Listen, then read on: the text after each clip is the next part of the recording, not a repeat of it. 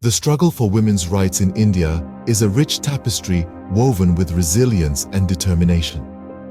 This is a story that begins centuries ago, with women standing tall in the face of adversity, demanding their rightful place in society. The history of women's movements in India is a testament to the indomitable spirit of these women. In the tumultuous times of the Indian independence movement, women didn't just stand by, they were at the forefront, leading and inspiring others. Figures like Sarojini Naidu, the Nightingale of India, and Vijaya Lakshmi Pandit, the first woman president of the United Nations General Assembly, etched their names in history, not just as women, but as formidable leaders. They broke the shackles of societal norms and paved the way for future generations. Their efforts were not in vain. They ignited a spark that would grow into a blazing fire, illuminating the path for countless others. This marked the beginning of a long battle for gender equality and women empowerment in India. With the dawn of independence in 1947, the fight for women's rights took a new turn. The Indian Constitution, adopted in 1949, recognized women as equal citizens, promising them justice, equality, and freedom of thought and expression. This was a significant milestone, a beacon of hope for women who had long been victims of societal discrimination and prejudice.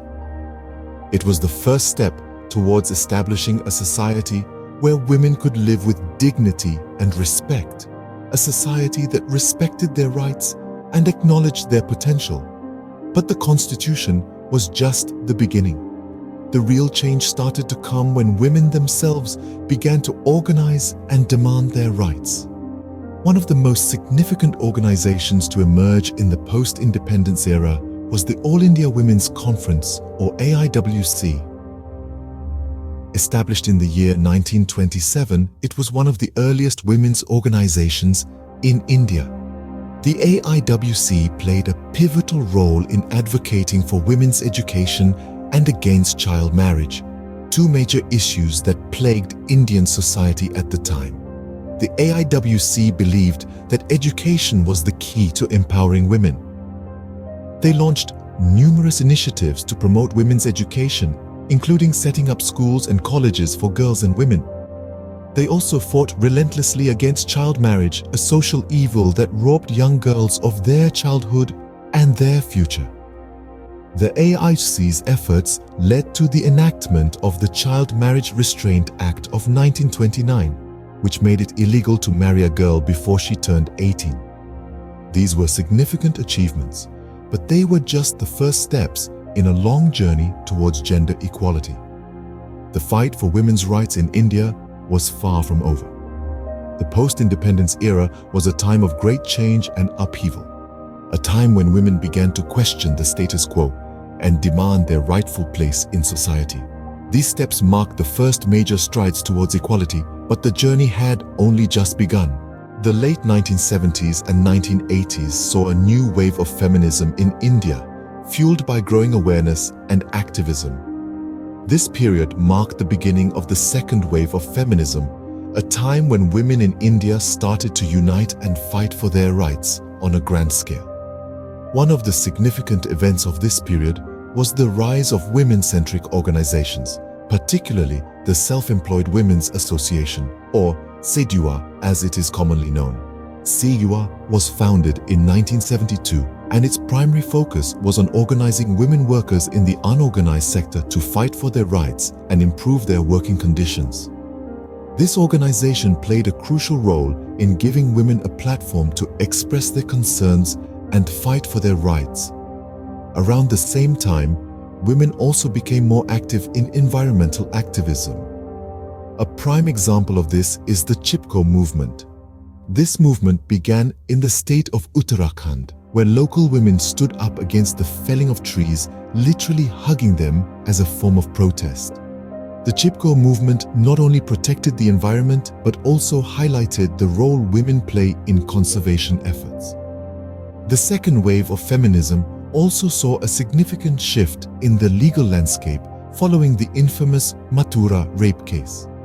This case involved a tribal girl named Mathura, who was raped by 2 policemen. The case led to nationwide protests, and the public outcry forced the government to amend the existing rape laws.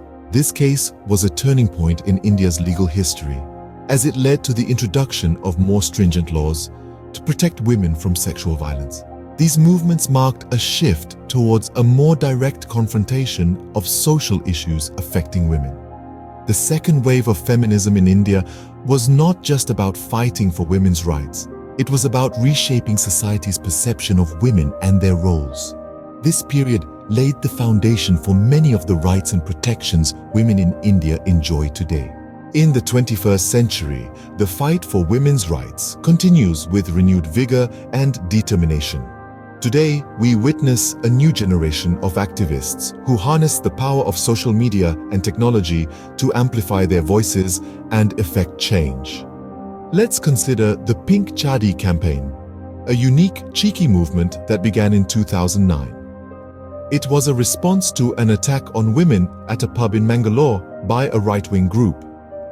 In protest, women across India sent pink underwear, or chadis, to the group's office on Valentine's Day, symbolizing their defiance and their right to personal freedom. This campaign utilized the power of social media to mobilize women across the country and send a strong message to those who sought to control their lives. Next, we see the emergence of the Gulabi Gang, a group of women clad in pink saris, wielding bamboo sticks and fighting against domestic violence and corruption in rural Uttar Pradesh. Led by the indomitable Sampatpal Devi, this movement leverages the collective strength of women to challenge oppressive societal norms and demand justice. Then we have the 2012 Delhi rape case protests, a watershed moment in India's fight for women's rights. The brutal gang rape of a young woman in Delhi sparked nationwide protests, with thousands taking to the streets to demand stricter laws against sexual violence. This tragedy shook the nation and led to significant legal reforms, demonstrating the power of public outcry in effecting change. In each of these movements, we see the power of collective action and the transformative role of technology. Social media platforms have become arenas for dialogue, mobilization, and advocacy, enabling women to connect, share their stories, and fight for their rights. These movements have not only challenged societal norms, but also inspired millions to join the fight for gender equality. The struggle continues, but with every campaign, every protest, and every hashtag, we move closer to a more equal and just society. The journey for women's rights in India is far from over, but the future holds promise. This statement rings true as we navigate the complex landscape of women's movements in India. The struggle for equality, dignity, and empowerment is far from easy, and the path forward is riddled with challenges. One of the most pervasive challenges is the deeply entrenched patriarchy that continues to limit women's rights and opportunities. This social system, built on male dominance and female subjugation, creates an unforgiving environment for women's movements. It feeds into harmful stereotypes, restricts women's freedoms, and perpetuates violence against women. Another significant hurdle is the lack of intersectionality in these movements. Intersectionality refers to the interconnected nature of social categorizations such as race, class, and gender, which create overlapping systems of discrimination or disadvantage. In the context of India, this means acknowledging and addressing the unique struggles faced by women from marginalized communities, such as Dalits, tribal women, and transgender women. It's about recognizing that women's rights are not a monolithic issue, but a complex web of interconnected struggles. Looking ahead, there's a growing realization that the fight for women's rights in India cannot be won in isolation. It requires a robust, coordinated effort at multiple levels, from grassroots activism to governmental policies, from local communities to international organizations. The role of international support, in particular, is crucial. It can provide much-needed resources, amplify the voices of Indian women on global platforms, and pressure the Indian government to uphold its commitments to gender equality. In the face of these challenges, the future of women's movements in India is not bleak, but hopeful. There's a new generation of activists who are fearless, outspoken, and unapologetically feminist. They are harnessing the power of social media, challenging societal norms, and advocating for inclusive, intersectional feminism. With them at the helm, the future of women's movements in India looks bright. As we step into the future, the fight for women's rights in India continues, inspired by a rich history and driven by the promise of a more equal tomorrow. The story of women's movements in India is a testament to the power of collective action and resilience. This journey, from the post-independence era to the second wave of feminism and on to modern-day movements, showcases the strength, determination, and courage of countless women. They've fought against societal norms, pushed boundaries, and have strived for a future where gender equality is more than just an ideal. These movements have been about more than just protests and rallies. They've been about education, empowerment, and most importantly, change. They've opened doors, shattered glass ceilings, and have inspired generations. The fight, however, is far from over. Continued efforts are needed to ensure that every woman, irrespective of her social or economic background, is treated with the respect and dignity she deserves. In the words of Mahatma Gandhi, woman is the companion of man, gifted with equal mental capacity. Let's honor this truth as we move forward in our journey towards equality.